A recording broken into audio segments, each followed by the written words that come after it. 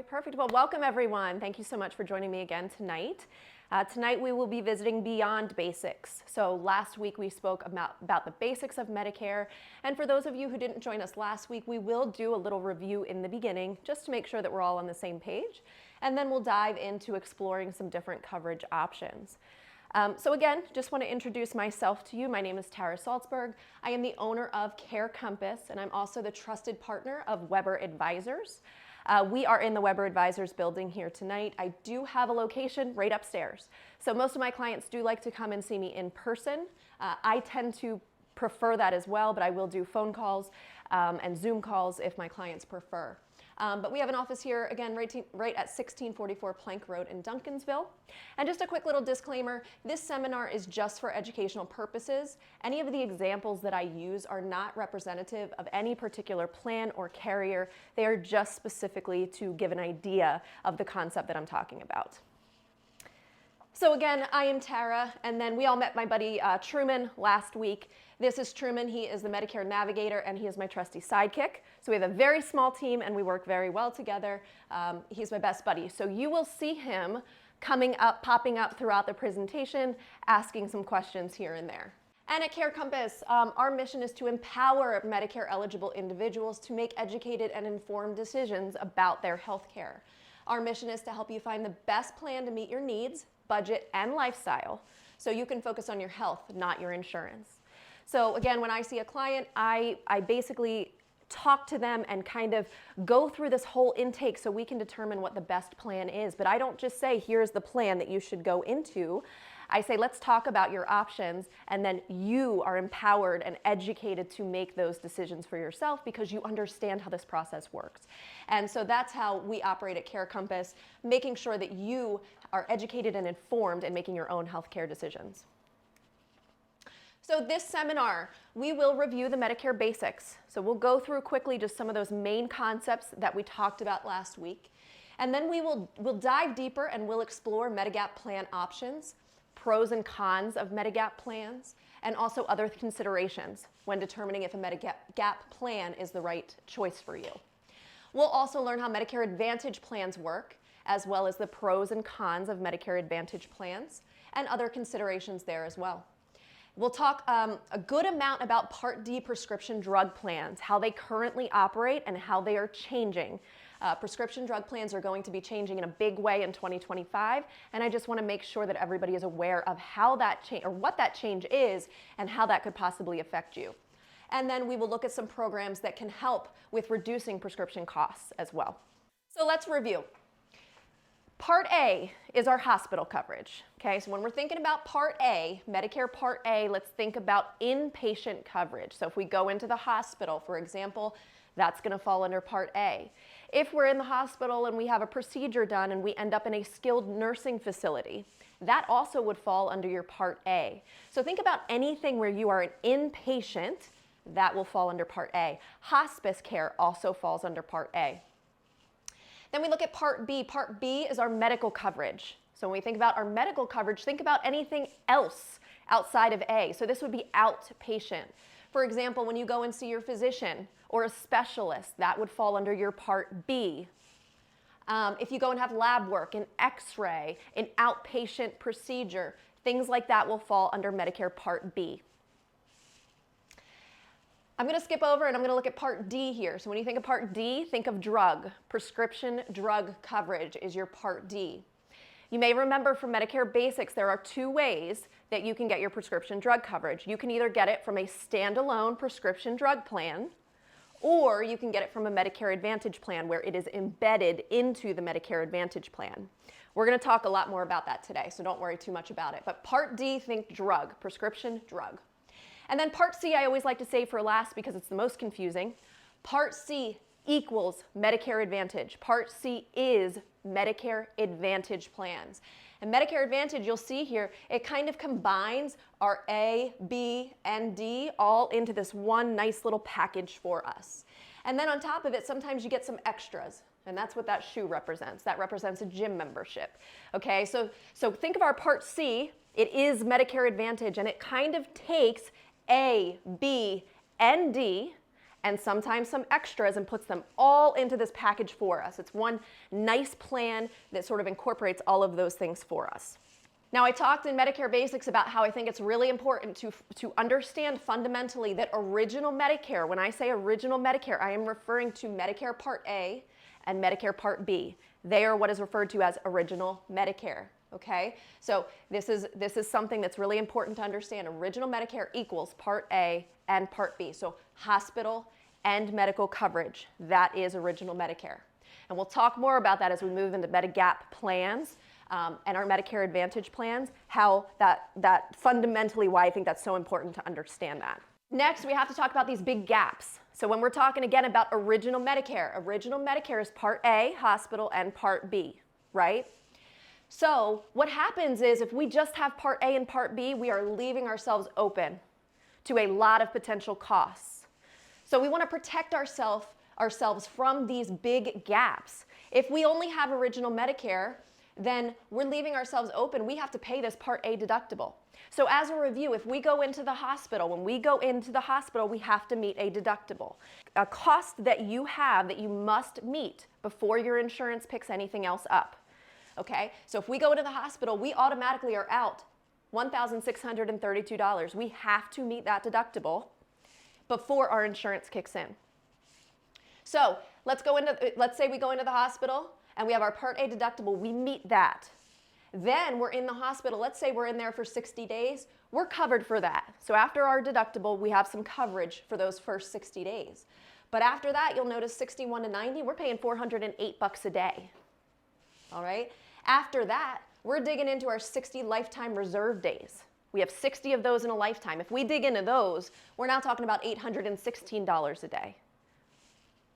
Okay, so we meet that deductible, then we have to pay a co-insurance if we are in there for longer than 60 days. Now, I should note that most Medicare eligible people are probably in a hospital on average maybe 5 or 6 days. So typically, hopefully this isn't the case, but it still does leave you open if you had to be in there for a long extended period of time. So let's say after this hospital visit, we go to a skilled nursing facility. If we're in there for days 1 to 20, we're okay. But beyond that, we start to pay that copay, $204 in that skilled nursing facility. So these are all gaps that are left if we just have original Medicare Parts A and Part B. Now, if we look at the medical side, the Part B side, these are our outpatient items, okay? So these are outpatient gaps that we need to try to figure out how we're gonna handle. We have a Part B deductible of $240. Again, a deductible has to be met before your insurance kicks in. Then we have the co-insurance. So let's say we go and we have surgery, or let's say we have an outpatient procedure, maybe a total knee replacement. If we only have Medicare Parts A and Part B, our insurance is going to cover 80%, but we're liable for 20%. That could be a big gap, a big cost for us, right? If we have lab work or if we have an x-ray, we would be liable for 20% of that cost if we only have original Medicare. And then our last one here that I point out is excess charges. Now again, to review, excess charges are charges that could potentially be charged by a physician to you. In Pennsylvania, they don't exist. They're not allowed in Pennsylvania, but in a lot of other states they are. So in Pennsylvania, we don't have to worry about this, but if you had to go maybe to a different state to receive care, or if you had to go out of state to a specialty facility or hospital, those excess charges could kick in. And a physician could potentially charge you 15% over what Medicare charges. So you may end up, or you could potentially end up with that bill. Okay? So these are the 6 gaps that I always like to look at when we're thinking about Medicare and original Medicare, only having original Medicare, how we want to make sure that we're protecting ourselves from these gaps. So we had, just real quick, a review of Mr. Jones. He was hospitalized and then admitted for a 5-day stay. Then he was released from the hospital, okay? 3 months later, he was readmitted to the hospital for a separate issue. He has a 3-day stay in the hospital, and then he went to a skilled nursing facility. He was discharged, received some other outpatient services, so he met his Part B deductible. Then he sees a specialist, okay? So the one thing that I neglected to mention on that previous slide for those of us who weren't here is when you go into a hospital, you have to pay that $1,632 deductible, okay? If you are then discharged and you go back into the hospital within 60 days, you're still in what we call that benefit period. So you are still covered under that initial stay. So that $1,632 that you paid, you're still covered under that deductible. But if you go outside of that, and let's say in Mr. Jones's case, he goes out 3 months and then he's readmitted, you have to pay that deductible again. It's a separate benefit period. So think about that, because you could potentially have several benefit periods throughout the year. If you go in, once, and then you're fine for 90 days, and then you go in again 90 days later, you're gonna have to pay that deductible again. So just something to think about, okay? And so we looked at how those charges can really stack up. For his first stay, he was in there, paid his deductible of $1,632, but then he went 3 months without an issue and he had to go back into the hospital, okay? Skilled nursing, the first 20 days he doesn't owe anything, so that's good, but then he was in there actually for 30 days, so he's accruing another $2,040 on top of that. So he is now out $5,604 because, again, he only has original Medicare Parts A and Part B. And so we're going to talk about how we can potentially protect ourselves against these major Medicare gaps that we have. So we're going to take a deep dive today into some Medigap and Medicare Advantage plans to look a little bit deeper at that. Caution, don't be like Mr. Jones, okay? We have to think ahead for things like that, make sure we protect ourselves. So there are 2 ways basically that we can reduce our liability once we go on Medicare, okay? So now we have Medicare Part A and Part B. As a reminder, Part A is our hospital, and generally most of us will get our hospital coverage premium free. We do not pay for that. If you worked for over 10 years, 40 quarters, then you get Part A premium free. You do not pay to have that each month. But as a reminder, Part B, we're paying for Part B. For most of us, we would be in the standard Part B category. So we're going to pay $174.70 a month. Okay, that's $174.70 to have Part B. Most of us. Now, if we're high income earners, that's a separate story. We may owe more than that. But generally, most of us will pay $174.70. So we now have our Part A and Part B lined up. Okay, we have that part figured out. Now we have to choose which way are we going to go. Are we going to go option 1, which is a Medigap plan, or are we going to go option 2, which is a Medicare Advantage plan? There's only 2 things that you can choose when you go on Medicare, and you have to, I really recommend that you choose one because of that example that we just talked about. So what we'll do first is we're going to talk about Medigap plans. Medigap is the same thing as a Medicare supplement. They are the same thing. I prefer to use the word Medigap because I like to think of the big gaps in coverage. And so for my mind, those things connect easier. We have big gaps in coverage. A Medigap plan is going to help us to plug those holes. It's going to help us to cover those gaps. Okay? So once we have Part A and Part B, we're going to keep original Medicare. We're going to keep A and B. And what we're going to do is we're going to take our premium and we're going to send it to the federal government. And then in turn, Medicare is going to take care of us when we have a procedure, or we go and get our lab work, or whatever we need for our health care. Medicare is going to help us with that, okay? But as we mentioned, there's going to be some big gaps in coverage. So we also need to add prescription drug plan to this. We need to have a standalone prescription drug plan. And then we can add a Medigap plan. And this Medigap plan will help to cover us and some of those large gaps that we just talked about. Okay, so let's visit Medigap first, and then we'll go into Medicare Advantage plans. So Medigap plans, again, they are administered by private carriers. They only work with original Medicare, and original Medicare, as you'll remember, is Part A and Part B. It fills the gaps, the co-pays and the co-insurances, and some of those deductibles that we just talked about a few slides ago. Medigap plans are generally standardized, and they have letters assigned to them. So even though they are administered by private carriers, generally they're going to be exactly the same. They are standardized. So if you get your Medigap plan from insurance carrier number 1 and you pick plan A, It's going to be exactly the same if you go with insurance carrier number 2 and you pick Plan A. A Plan A is a Plan A is a Plan A. We're going to talk more about this because it's probably a little confusing right now, but I'm going to clarify it all. Okay? There are some states that don't standardize them, but most states, they are standardized. It's a pay up front type of system. So in this type of system where you have original Medicare with a Medigap plan and a prescription drug plan, your Medigap plan, you are paying up front to have that coverage. So you are paying a premium each month. Okay? And it's pretty expensive to have this type of coverage.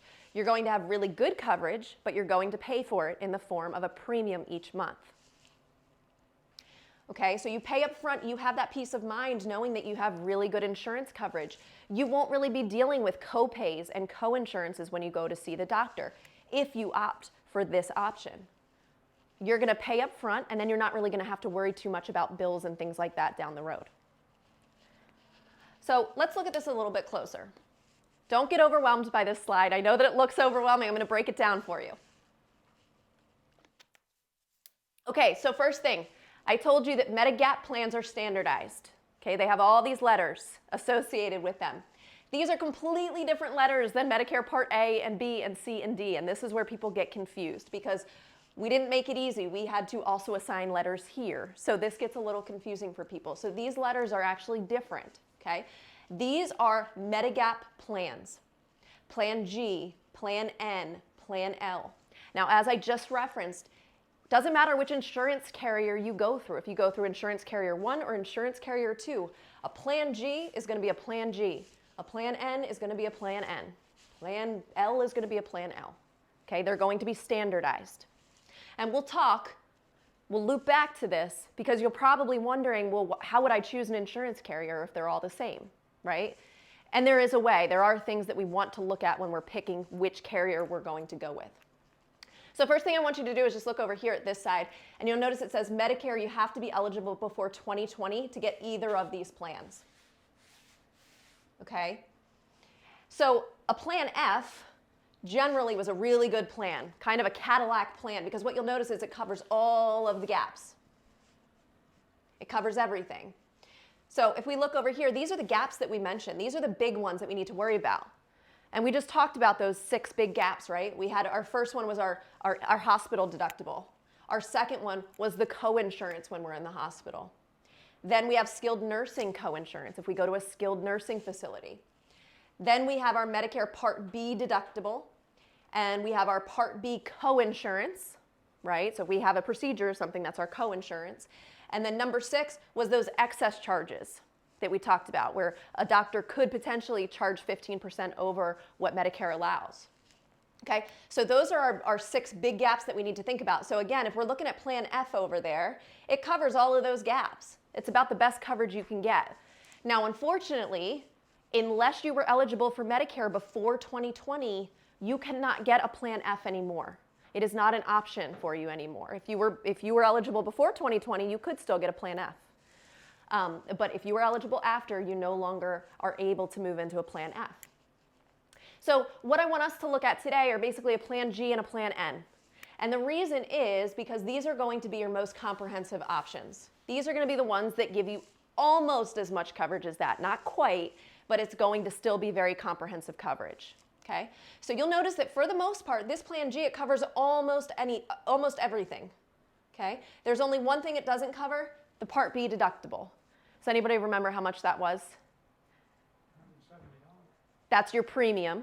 That's your Part B premium. The deductible is $240. Part B, yep. It's a little confusing, I know. I talk about these numbers every day, so they're kind of in here. But you'll notice that's the only thing that is not covered on a Plan G. So if you're going Plan G, you're going to be in a really good position. You're not really going to have to worry about anything. Once you meet your Part B deductible of $240, you're not going to have any bills after that. Okay? Because it covers everything else. We have original Medicare, and our Medigap plan, if we have a Plan G, comes in and it picks up all those extra gaps. Does that all make sense so far? So again, A Plan G right now is going to be the most comprehensive coverage that you can have in the form of a Medigap plan. It covers 5 out of the 6 gaps. The only gap that it doesn't cover is the $240 deductible. So you know that once you meet your $240 deductible, the rest of those gaps are filled for you. Okay, you've plugged the holes in the ship. So a Plan G is a great option for coverage. It gives you really, really comprehensive coverage. Now, Medigaps, I said though, you pay a premium to have a Medigap plan, and they can be a little bit pricey. So if you get a Plan G, you're going to spend, a premium each month to have that. It's going to be a little bit more than a Plan N. Now, a Plan N is also a good option though, because you'll notice here that a lot of those gaps are still covered. Okay?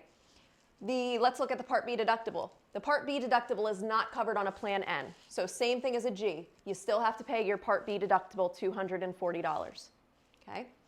The only other thing that's really not covered at all is your excess charges. Okay? Not covered on a Plan N.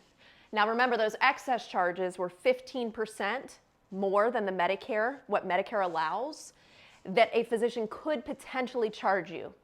In Pennsylvania, we don't really have to worry about those. The only time that would really be a concern is if you had to go out of the state, maybe to a specialty clinic or a specialty hospital, then potentially you could be charged excess charges. So this one covers 5 of the 6 gaps. This one, we're missing these 2 gaps. So it's kind of covering 4 of those 6 major gaps that we talked about. Now you'll notice next to this one here, Medicare Part B coinsurance or copay. We have a little number 2 next to that one. It does cover, except it is a 20% copay to go see a specialist, to go see a doctor, and a 50% copay if you go to the ER and you don't go inpatient into the hospital. So pretty minor copays, but that's the difference there. So this one, you wouldn't have those copays. On a Plan G, it's covered, nothing to worry about. If you went a Plan N, you would have to worry about those small copays, okay? So if you go to a specialist, you're paying maybe $20. If you go to the ER and you're not inpatient into the hospital, then you would be paying that $50 copay for that, okay? But those are the major differences between the two, so they're actually very similar. And these are the 2 most comprehensive options from a Medigap standpoint. A Plan N, of course, because it's not quite as comprehensive, is going to be a little bit less expensive than a Plan G. So for some people, a Plan N is going to be a little bit more affordable and just a little less coverage. Any questions on this? Because I know this is a lot of information here to understand. 20% and 50% you were just talking about there. I see it saying $20 or up to $50. Mm-hmm. That's the total amount, $20 to $50, is it 20% over the top? It's a copay, so it would be $20 or $50. Oh, okay. Copay. Right. Yeah. So a copay is a set number that you would pay. If you go to see your specialist, it's $20. Okay. Not a coinsurance. A coinsurance would be a percentage. So in this case, good question, it's a copay, $20 or $50 for the ER. Okay, thank you. Yep. Any other questions on this? So my recommendation to people usually is, look, a Plan G is going to give you excellent coverage, and if you ever have to go out of the state, you don't have to worry about those excess charges. But a Plan N is going to give you really comprehensive coverage as well. And excess charges aren't they don't exist in Pennsylvania, so you'll probably be okay on a Plan N too. Let's talk about that maybe being an option if it's more reasonable for you. Okay? If we're starting to look at like an L or a K or a B or an A, you don't have very comprehensive coverage on those. And so if that's what's going to be more in your price range, I typically would say let's look at a Medicare Advantage plan, because that will probably give you, in some cases, better coverage. Okay, not in all cases, but just as my general rule of thumb, I'm going to say a G or an N are going to give you the most coverage. And if we're looking at any of the other ones, then maybe we look at a Medicare Advantage plan. So this is just a quick example. So going back to Mr. Jones, he only had original Medicare, right? And he was out $5,604. I put up here just to give you an idea. If we did a Plan G, a Medigap Plan G, it covers all of those gaps except, as I mentioned, the Part B deductible. Right? So All that Mr. Jones would be out if he had a Medigap plan would be $240. All he had to do was meet his Part B deductible, and he was covered for everything else. So you can see it's really comprehensive coverage. Certainly better than $5,604, right? So let's talk about the pros and cons of Medigap plans. So as I've mentioned quite a few times already, comprehensive coverage, peace of mind, knowing I'm going to pay a premium to have this. I'm going to pay a good amount out of my pocket each month to have this coverage, but I know I have really good coverage. It's portable. It's not network-based. So you could theoretically go anywhere in the country where the physician accepts Medicare. They have to accept your Medigap plan. So I get, if I get a snowbird, for example, somebody lives in Florida for 6 months out of the year, I would say, let's look at a Medigap plan, because you can go to any doctors down there that accept Medicare. They have to take your Medigap plan as well. So it's portable. It can move with you. There's no network restrictions. There's no prior authorizations. You don't need to get approval. Okay? If it's covered by Medicare, your Medigap comes in and picks up the remainder. That's it. Very simple. It's fixed cost, so it's easy to budget. Okay? So if I know that my premium for my Medigap plan is, just throwing out a number, $120 a month, I know I have $120 coming out of my pocket. It's a fixed cost. It's a lifetime policy. So as long as I pay my premium each month, they can't cancel my plan. It's guaranteed renewable. Year after year, that policy will be there for me as long as I pay my premiums. They also, Medigap plans, some of them, the ones we discussed at least, will give you some foreign travel emergency coverage. They will give you some foreign travel emergency coverage. I think it's up to $50,000 in a lifetime. There are some caveats to that, which I won't really dive too much into, but that is one of the pros of a Medigap plan, is you have some of that coverage. Cons of a Medigap plan, again, high monthly premium. You're paying to have this plan. You're paying for that peace of mind. The premium does get higher as you age. So I have people that come in, sometimes they're into their 70s, and they come in and they're like, this premium is just getting too high. I pay over $200 a month to have this. Or a husband and a wife come in, and together we're paying over $400 a month. That's a lot of money, right? And so that premium will go up as you get older. A standalone prescription drug plan. We talked about in this Medigap scenario, you have to have prescription drug plan.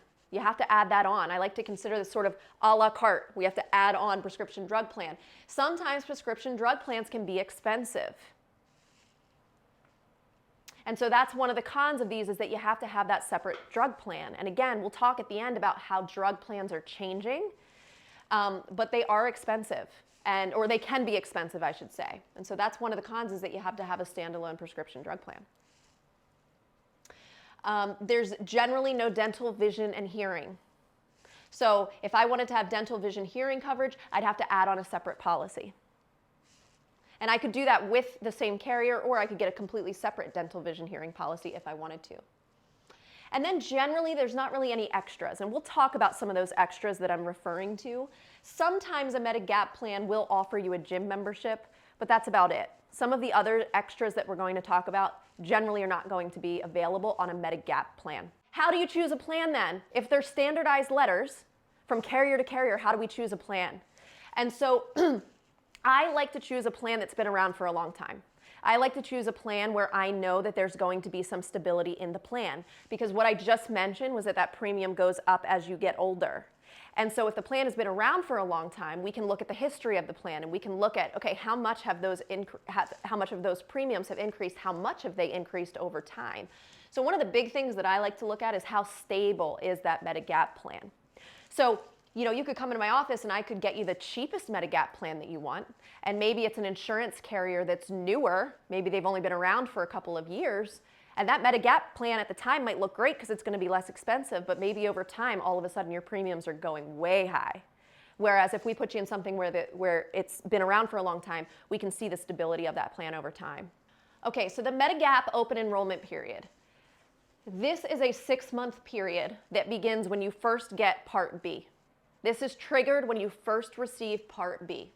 Okay, so this could be somebody in their initial enrollment period when you first get Part B, Or it could also be somebody who, say they're still working past 65 and they retire at 67 because they had group health insurance, they delayed their Part B. Once you pick up Part B, you start a 6-month enrollment period. And in this 6-month enrollment period, you have to be accepted into a Medigap plan.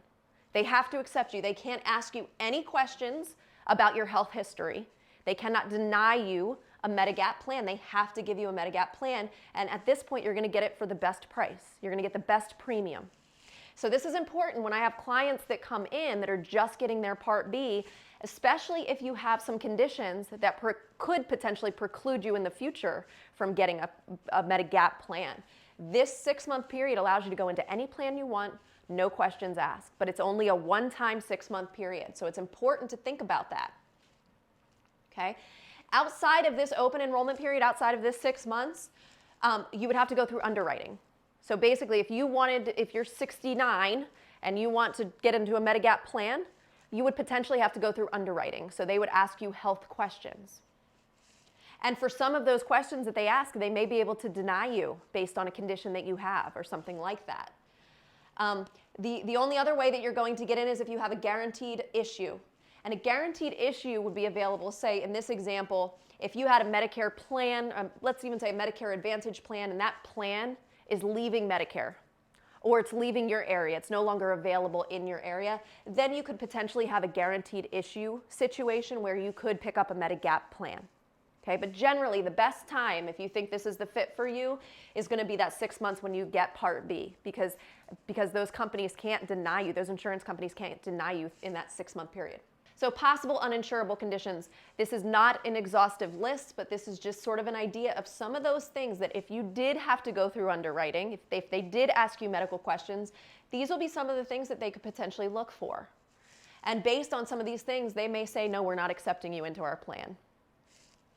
So I always tell people when they come into my office, are there any conditions that you have that you're concerned about or that you have to manage? Because if so, we might want to start in a Medigap plan now because you're in that open enrollment period.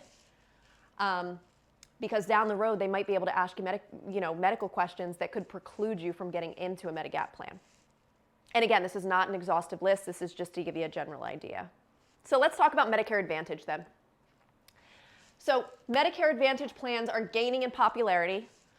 More than 50% of individuals now who are Medicare eligible are on a Medicare Advantage plan. So Medicare Advantage is an alternative to Original Medicare. Now, what did we say Original Medicare is? Do you remember Part A and B, right? So this is an alternative to that. So in this case, it is funded by the federal government. So in our first instance, when we kept Original Medicare, we picked up a Medigap, we took our premiums, we paid it to the federal government, and in turn, Medicare administered our benefits, right? In this case, the federal government is funding, but it's administered by a private carrier. So there's like a third-party intermediary. So essentially, we're paying our premiums to the federal government. The federal government then is giving it to a private insurance carrier. Okay, so think of some of the big insurance carriers in our area. The government is giving that money to those insurance carriers. The insurance carriers are then administering the benefits of our plan. A Medicare Advantage plan operates a lot more like a commercial plan. So think of maybe when you were working and you were on a group health plan, or if you're on a marketplace plan, you're used to networks. You have HMOs and PPOs, right? And it's network-based, things like that. You're paying as you go. It's that pay-as-you-go system. You're paying a copay if you go to the doctor, things like that. So it operates a lot more like a commercial plan.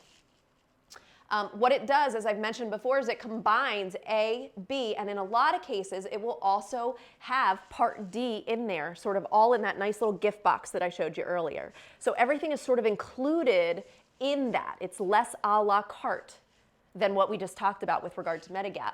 It's like one policy that has all of our stuff in it. And so that's what's really appealing about it, is that we don't have all these separate policies. We have one policy, and it sort of covers us for all of these different things that we might need. We already talked, I think, a bit about how it was network-based, and then this is more of a pay-as-you-go system. So again, we're talking about how it operates a little more like a commercial plan. If you go to the doctor, you'll pay a copay. Maybe my copay when I see a specialist is going to be $30. So I know every time I go to the specialist, I pay $30. If I go and I get lab work, maybe I pay $10. I go in, I pay $10. All right, so in our Medigap, our original Medicare and Medigap, when we were talking about that, we don't have those copays. Medicare Advantage plans, on the other hand, you have those copays. Okay, more like a commercial plan. So again, here's sort of that nice little gift box that I like to reference. All of our stuff here is in there for us. Now, Medicare Advantage plans can come in a couple of different forms. The two that I just want to point out are an MA or an MAPD. Medicare Advantage is MA. MAPD is Medicare Advantage with prescription drug coverage. So, a Medicare Advantage plan that does not have prescription drug coverage, that would maybe be for somebody who's a veteran. And maybe they get their prescription drugs elsewhere, like at the VA, for example. They wouldn't need the prescription drug coverage, so they may get a plan that's just a Medicare Advantage plan because they don't need the prescription part of it. But for a lot of us, we don't have that option. We don't have another place to get our prescription drugs. So we'll get it through an MAPD plan, which is a Medicare Advantage plan where the prescription drug benefit is built into, it's embedded in that plan. So we have our Part A coverage for when we go to the hospital or skilled nursing. Then we have some Part B coverage for our outpatient visits. Then we have that embedded prescription coverage that we talked about. And then we have some of these extras that we're going to get to. Dental and vision and hearing and things like that. Okay, so we talked about how Medicare Advantage plans are going to be network-based. So we have an HMO and we have a PPO. So let's start on the HMO side and just kind of take a look at that. So on an HMO, a health maintenance organization, an HMO, we can only go in-network. So we have to go to doctors that are in-network with our plan. So one of the first things that I do outside of looking for prescriptions is I'll ask somebody, what doctors do you go and see? Because if we're going to put you on an HMO, we want to make sure those doctors are in network with the HMO plan. Because it's no good to have a plan where you can't go to the doctors that you want to go to, right? So we want to make sure that they're in network, because if we go with an HMO, they have to be in network. Preferred provider organization, a PPO on the other hand, gives us some flexibility to go out of network. So generally it will be a little more expensive if we want to go out of network, but it allows us and affords us the flexibility to go out of network if we want to. So let's say, for example, on a PPO, if I were to stay in the plan's network, maybe I pay a $20 copay when I go see my doctor. And maybe if I wanted to go out of network to see a physician that was out of the network, maybe I pay $30 to go out of network. So it affords me the flexibility to go out of network. I might pay a little bit more, but I can at least do it. Over here, I can't go out of network at all on the HMO side. On an HMO, you're going to pay lower copays generally. And generally on a PPO, you're going to pay some higher copays. And not huge differences most of the time, they're relatively close, but generally speaking, in HMO you're going to pay some lower copays, and a PPO you're going to pay higher. So let's talk about this MOOP. MOOP is maximum out of pocket. And so all Medicare Advantage plans have a maximum out of pocket. They all have a MOOP. So maximum out of pocket is basically the number, it's a threshold that if something catastrophic were to happen, and all of a sudden you are accruing all of these very expensive medical bills, it's a protection. So let's just say, for example, on an HMO, let's say I have like a $6,000 MOOP. What that means is when my medical bills start to rack up, I'm not going to pay more than $6,000. So if I have $50,000 in bills, I'm protected because my maximum out of pocket is $6,000, as an example, okay? Generally, on an HMO, this is going to be a little bit less than on a PPO. It's going to be a little higher on a PPO. But that's something important to think about. Again, if something catastrophic were to happen, that's a protection for you on a Medicare Advantage plan. Now, that doesn't include any costs of like dental, vision, hearing, or your drugs or anything like that. That's just going to be like your medical coverage, okay? Then we have referrals and authorizations. Over here on the HMO side, we will need a referral. If we go to a specialist, for example, we would need our PCP to refer us. We may need authorizations for certain things. If we need maybe a piece of medical equipment after we have surgery, that would have to go through our insurance and they would have to approve that before we can get it. So you will have to deal with some referrals and authorizations on this side, where generally on the PPO side, you don't have to deal with referrals and authorizations. And then on the HMO side, you must choose a PCP. The reason being what we just talked about, this PCP sort of acts as like your gatekeeper. So they are the ones who are going to refer you if you have to go see a specialist. You'd have to go to your PCP first, who refers you to the specialist. So you must choose a PCP on an HMO. On a PPO, you can still go see your PCP, but it doesn't need to be assigned because generally you won't need to see them in order to go see a specialist. Some of my clients that come in and they don't travel a whole lot and they generally just have maybe 4 or 5 doctors in this area, they might be okay on an HMO because they're generally seeing all their doctors right here and all of their doctors are in network. But if I have somebody that does do a little bit of traveling, or maybe they go out of the county to get some of their services, maybe we put them on a PPO. Maybe they go out of state a decent amount and they need some flexibility to go out of network. That might be the opportunity that we would say maybe a PPO would be a better fit. So a lot of Medicare Advantage plans will offer some extras. Okay, and this is what people like about them. Again, it kind of gives us all of these things in one nice little one plan, in that box. So we'll generally get some dental coverage on a Medicare Advantage plan. A lot of times we'll get our routine exams and our x-rays and things like that, and then we'll have some comprehensive coverage too. If we need maybe a crown or an implant or something like that, we might have some coverage for that. Vision coverage, routine exams, sometimes we'll have an allowance for glasses or contacts. Hearing, routine exams. Now, if you'll remember, I said during Medicare Basics that routine hearing exams are not covered under Original Medicare, right? On Medicare Advantage plans, a lot of times you can get those, okay? Original Medicare will only pay for diagnostic hearing testing. So testing to show that there's an issue that you may need treatment for. They will not pay just for routine exams. Some Medicare Advantage plans will offer gym memberships. Some will offer a payment card that you can actually use to pay for copays and coinsurances and things like that. Some will offer over-the-counter. Over-the-counter, think of things you can get at a pharmacy. So supplements, vitamins, Band-Aids, gauze, anything you'd find in your medicine cabinet at home, that would fall under that over-the-counter. And some plans will give you an allowance that you can use for those types of items. And so here's an example, okay? And again, this is example only. It is not representative of a true plan or a carrier. It is just for demonstration purposes. So we talked about if you only had Original Medicare on this example, and then we talked about if you had Plan G on this example. And I want to show you what it would look like in this particular instance. And let's remember that this guy had really bad luck, okay? So this is not the normal situation or something that's going to happen often. He had some really bad luck. If we looked on the Medicare Advantage side though, for our first stay, this particular fake plan that I have here, I pay $275 to go into the hospital. Doesn't matter how long I'm there, I pay $275 per stay. The second time I go in, I pay it again because I go back in, right? Skilled nursing on this particular fake plan, $0. And then skilled nursing, when I get past day 21, I pay $175 per day. So I'm out $1,750 there. Then my Part B deductible, okay? There really isn't one on my plan, so I don't have a deductible here. And then my specialist visit, well, I have a copay on my Medicare Advantage plan. I pay $25 when I go see a specialist, okay? So when we look at that, we end up with $2,325. Well, that is certainly a lot better than this, right? It's definitely better than that. It's not as good as this, but it's definitely better than that. And so the thing with this too is that on a Medicare Advantage plan, one of the really, really appealing things about them is that they're very low cost up front.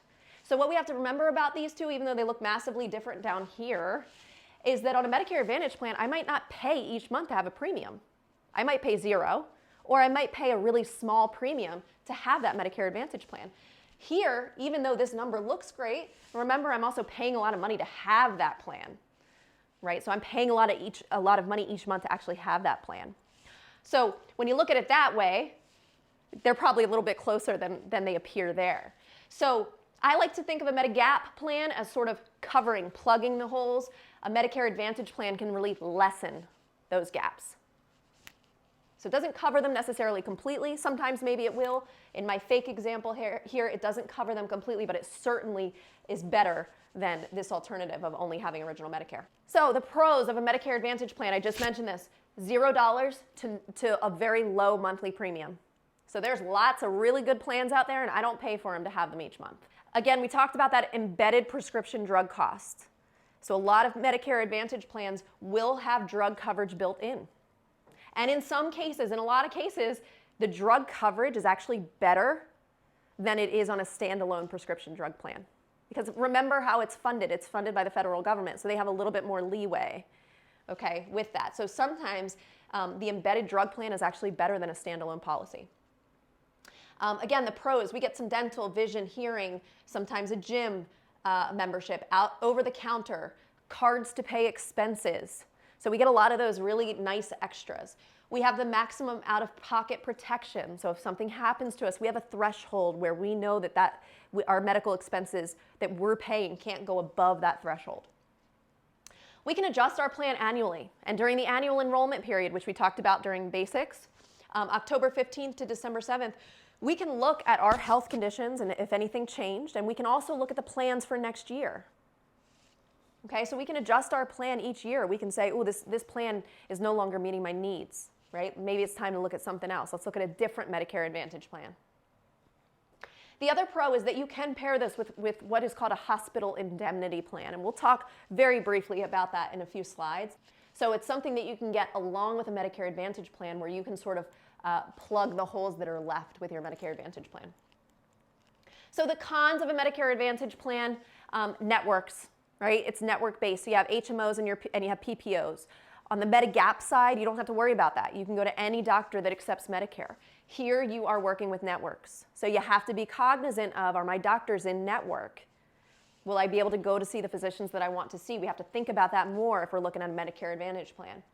On HMOs particularly, there will be prior authorizations. So for certain services that we need, we may need to get an approval through our insurance company for that. They are a little bit harder to budget because there's variable costs. We don't know exactly what we're going to need, right? And so if we're paying co-pays and co-insurances as we go, we don't know exactly what we're going to utilize that year. So it's not quite as easy as saying, okay, I'm going to pay this much this month because we don't know exactly what benefits we're going to use. Generally, there's not going to be any foreign travel, only in very, very rare cases. And basically a Medicare Advantage will follow what Medicare does when it comes to foreign travel, which I can tell you is not very much. Okay, so not a lot of foreign travel coverage. Okay, the Medicare Advantage open enrollment period. So you actually have two of these, and we talked about this first one, actually the second one that I have it listed here, but January 1st to March 31st each year. That's the Medicare Advantage open enrollment period. So this is a period if you are on a Medicare Advantage plan. If you are currently on a Medicare Advantage plan, January 1st to March 31st, we are still in this enrollment period, you could potentially switch to another Medicare Advantage plan. You could also drop your Medicare Advantage plan if you decided that you wanted to go back to original Medicare and get a standalone prescription drug plan. So this open enrollment period is only for people on Medicare Advantage plans. Now you do get one open enrollment period new as well. And this is tied to when you are first eligible for Part A and Part B. So let's say that upon turning 65, I get my A and B and I go into a Medicare Advantage plan. I have 3 months that I could potentially change my mind. I'm in that open enrollment period, my individual open enrollment period. Okay, so that's only for those of us who are just getting on. But everybody else, you know, if you are on a Medicare Advantage plan, then each year, January 1st to March 31st, you have an opportunity to make that one-time switch. Hospital indemnity plans, like I said, I'll just talk about this very quickly. So a hospital indemnity plan can help plug some of those holes that we talked about in a Medicare Advantage plan. So where we had to pay $275 each time we went into the hospital, and then we had a skilled nursing co-payment, co-insurance, this could potentially help us to plug those holes. And so it's very reasonable, it's very affordable.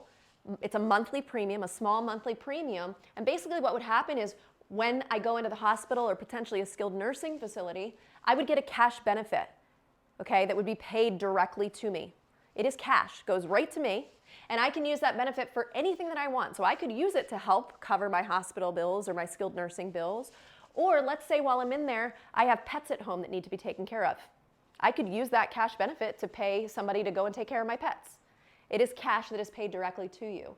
And so sometimes with a client who comes in that wants a Medicare Advantage plan, I'll say, okay, you know, this is what it would be if you went into the hospital and a skilled nursing facility. I always say, do you feel like you could pay that tomorrow if this happened to you? If the answer is yes, then don't worry about this. But if the answer is no, then I'd say maybe we get you a hospital indemnity plan where you could have some cash coming in if this happens to you. Okay? So this guy is very happy because he had a hospital indemnity plan. Look how happy he is. Okay, other types of Medicare Advantage plans.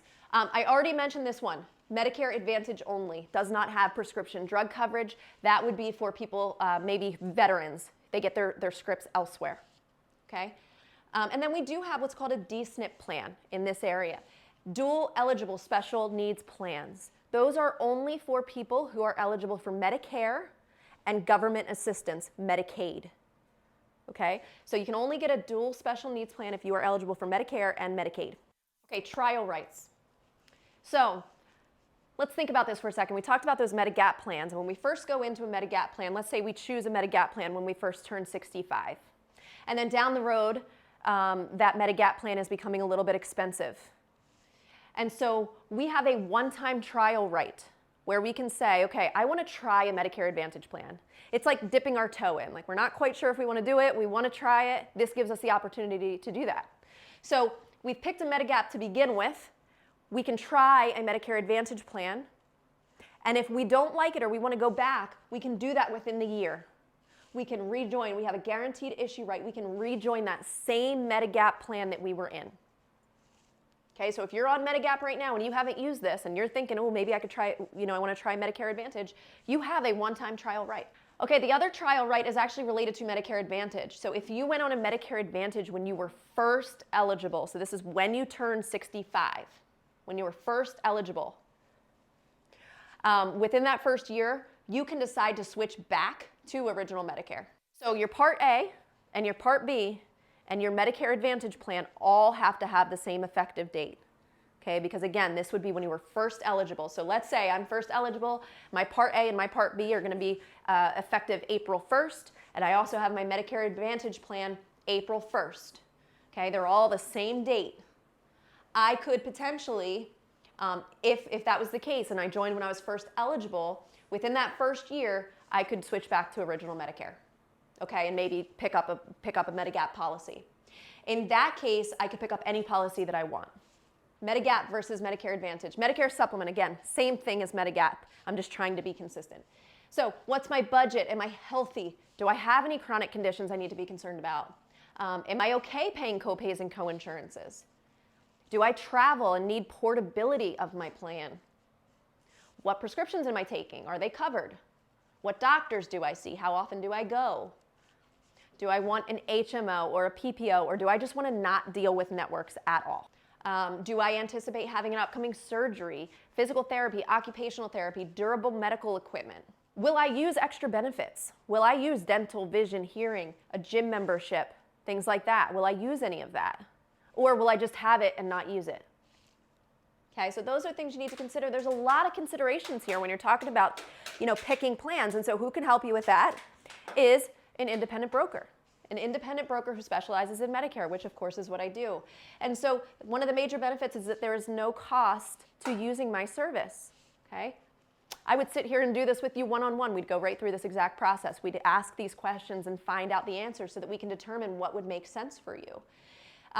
I am contracted with multiple insurance plans, so you could try to rip your hair out and go call all of the individual carriers and learn about each of their individual plans, or you could come to somebody like me and I can tell you, these are the plans that are probably going to be a good option. Let's look at a few of these options, okay?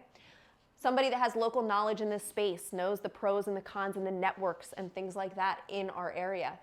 And then someone who's going to be here for ongoing support. So as you have questions that come up with your insurance, hopefully you have somebody that can help you with that. And so, of course, I am located right in this building, and you would have access to me, when you need me, when you have questions. To review, Part D, think drug. D equals drug. Prescription drug coverage program offered by private insurance companies. Now, again, there's two ways that you can get your prescription drug coverage. You can get it in a standalone form. So that would be if we're going to get original Medicare and a Medigap plan, then we'd have our standalone prescription drug plan. And the other way to get prescription drug plan is if it's embedded into a Medicare Advantage plan, right? So standalone, or a Medicare Advantage plan that has prescription drug embedded in it. Okay? There will be a formulary on the prescription drug plan. So on that standalone plan or on that Medicare Advantage plan, there's going to be a formulary, and that formulary is going to tell us what prescription drugs are covered under that plan. And it'll include brand name and generic drugs. And then on that formulary, there's going to be drug tiers.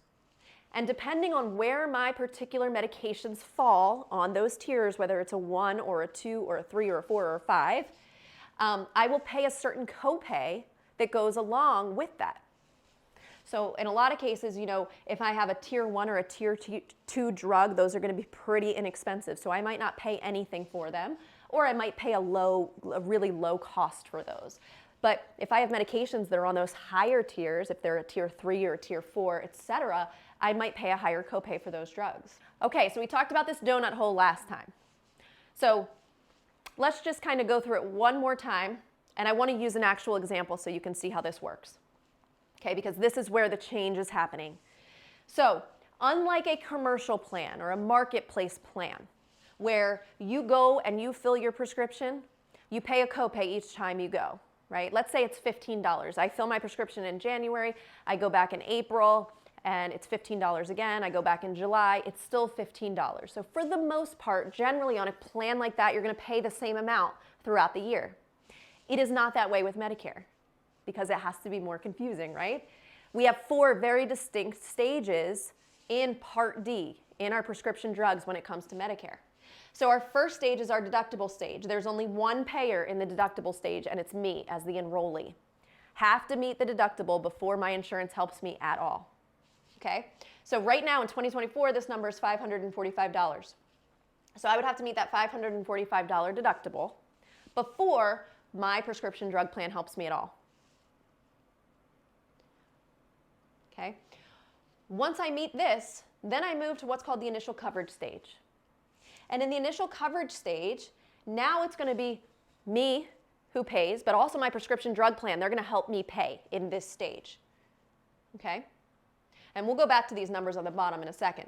But basically, once the retail cost of my drug, so what I'm paying and what my prescription drug plan are paying, once the retail cost reaches $5,030, that's what gets us into the donut hole. Okay, so once we meet $5,030, we end up in that donut hole that everybody talks about. That's how we get there. When the retail cost of our drugs reaches $5,030, that's what pushes us into the donut hole. Now, once we're in the donut hole, then we're paying as enrollees, and then our Part D prescription drug plan is paying, and then there's one more payer, and that's the manufacturer.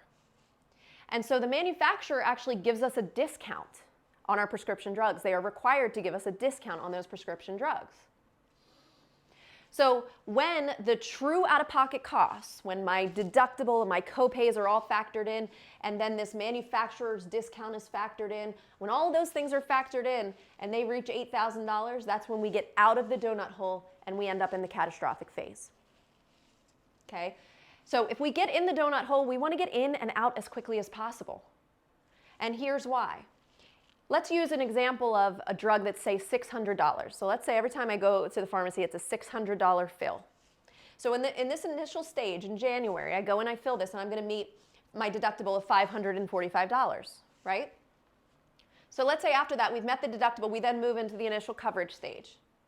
And so in this stage, I'm either paying up to 25%, or more often, I'm going to pay a copay. Most insurance companies, in this stage, it's going to be a copay. So for sake of this example, let's say I'm paying a pretty reasonable copay of $45 for that $600 drug. My Part D plan is going to pay $555. They're going to pay the remainder of that. Okay? And so once the retail cost of those drugs reaches $5,030, then we're in the donut hole. And so now what you'll notice is I went from here paying $545 at the beginning of the year. Then when I'm in the initial coverage stage, I pay $45. Now that I'm in the coverage gap, now I'm paying $150 because I'm in the donut hole. And in the donut hole, the enrollee pays 25%. That's why we don't really want to be there. Okay? My Part D prescription drug plan helps me a little bit, and then the manufacturer discount helps me a lot. That manufacturer discount is sort of like a credit. So think of it as being a credit towards, it's almost as if I paid it. It's a credit. And so then that $600 drug, once all of those true out-of-pocket costs meet that $8,000, then we're end up in the catastrophic phase. We end up in catastrophic, we as enrollees, this was a change this year, we don't pay anything there. So if we have to get in the donut hole, we want to get to that catastrophic phase as quickly as we can because we don't pay anything. And then you'll notice the Part D prescription drug plan will pay 20%, and then finally Medicare comes in and they'll pick up the other 80%. And so the reason I show you this is because this is why our costs can fluctuate throughout the year. People don't understand when they come in, they're like, I don't know, I pay this sometimes and I pay this. Well, this is why. You're in a different stage, and it depends which stage you are in. Now, as a quick note, only about 10% of people actually make it to that donut hole, and only about 1% go beyond that into the catastrophic phase. Is that per year or per lifetime? This is per year. Per year. Yeah, this is per year. Yep. So you could theoretically, you could end up in the donut hole, depending on your medications. Let's say you end up in the donut hole in September. You don't get out of the donut hole. So you pay 25% of your medications for September, October, November, December. January 1st comes around and this all starts over again. Yeah. So yeah, it's yearly. Now these things are changing, so that's why I wanted to talk about this. I wanted to show you this because this is how this currently operates, but this is going to change. Okay? Any other question? You good? Okay. So let's look at how these stages are going to change a little bit. So when we're looking at 2024, this is what we just looked at. Okay? We pay deductible. That's us in orange, enrollees. We pay 25% or a lot of times a copay. In that example I gave you, it was a $45 copay. Then when we hit that donut hole, we're paying 25%. We don't want to be there. But once we get to the catastrophic phase, you'll notice we don't pay anything now, okay, as it currently is. So there are reforms that are happening right now to try to ease the cost of prescription drugs for us. And so in 2025, the big thing you're going to notice is that there is no coverage gap. There is no donut hole anymore. Okay? So we don't have the numbers for 2025 yet to know what our deductible stage is and what the retail, the number that gets us to each stage. We don't have those numbers yet, but it's going to operate in the same way. So our deductible will have to meet that. We pay 100% in the deductible stage. And then once we get out of the deductible, it's 25%. Not much different than here, okay, right? It's going to be 25%. Maybe it'll be a copay. We just don't know. And then our prescription drug plan is going to pay 65% in that stage. Okay? They paid a little more last time. Now we're going to get a little bit of help. That green is the manufacturer discount. We're going to get a little help from the manufacturers now. Okay? But the big difference, and here's what I want you to recognize, is that in 2025, our prescription drug plans are now covering 60% of our costs. Up here, they're covering 20% of our costs, okay? So 60% of the costs, Medicare is now covering 20%, and the manufacturer is covering 20%. So the big thing to note here is that these prescription drug plans are taking much more of the burden now of having to cover our prescriptions for us, right? And so in turn, we're gonna have some changes, right? So again, donut hole is eliminated. There's going to be a $2,000 cap on our prescription. So that's good. So we know our prescription costs can't be more than $2,000. Now that doesn't include our premium. We might have to pay a premium for our drug plan, but our prescriptions themselves will not be more than $2,000. I'm going to get back to this one here. So what does this mean though, all of these changes? So these are guesses. These are our best guesses, but I'm going to assume that because the prescription drug plans are now having to pay much more of our costs, our premiums are probably going to go up. We already saw that happening this year. So we're going to see premiums on standalone drug plans specifically going up. It's going to be more expensive to have a standalone drug plan. Okay? In that initial coverage gap, and we talked about that in our example in 2024, I said a lot of times we pay a copay instead of 25%. We don't know what that's going to look like, but I could see it being fewer copays, and now we're paying 25% instead of a reasonable copay. I don't know. Again, we don't know this. These are just things that I'm imagining are probably going to happen or could potentially happen. Now, the one thing that we are doing is that there's going to be monthly payments. So right now, we talked about those fluctuations in our cost of prescription drugs. They're trying to smooth that out. So people are calling this smoothing, where we can get a sense of what those drugs are going to be over the year as we go through these different stages. And then we'll break it up into even payment plans throughout the year. So you're not paying, a significant amount and then paying less, and it's going like this. And so there's not a whole lot of information on this out there yet, but there will be some sort of monthly payment that people are referring to as smoothing that you will opt into, where you can pay and have an idea of what your costs are going to be over time, each month. Okay? That $2,000 cap that we talked about that will be on prescriptions, that's really going to benefit the people who are on really expensive drugs, and especially those who don't qualify for any help from the government. Okay, because right now they're paying a lot for their prescription drugs. So that $2,000 cap will be really, really helpful to those people who are on the expensive medications, but they make too much money maybe to qualify for help from the government. And so let's talk about some of that help that you can potentially get. Extra Help, also known as Low Income Subsidy, is a federal program for people with limited income and resources. Okay. There's actually no age restriction on this. So this is not just for Medicare beneficiaries. You can be younger than 65 and get this particular federal help. Okay. You are automatically enrolled in this program if you have Medicare and any help from Medicaid. So even if you only have help with your Part B premium, Medicaid helps you with that. If you have any help from Medicaid at all, you are automatically enrolled into this federal program. If you are not automatically enrolled, then you have to apply for it, and it's based on income and resources. If you qualify for this program, you're paying nothing in premium this year, nothing in deductible this year. And then the cost of your medications can be no more than $4.50 for a generic and $11.50 for a brand. So you can see how that can be huge cost savings for people, right? And so these down here are the numbers. We have our income limit. This would be the monthly limit if you're single or if you're married.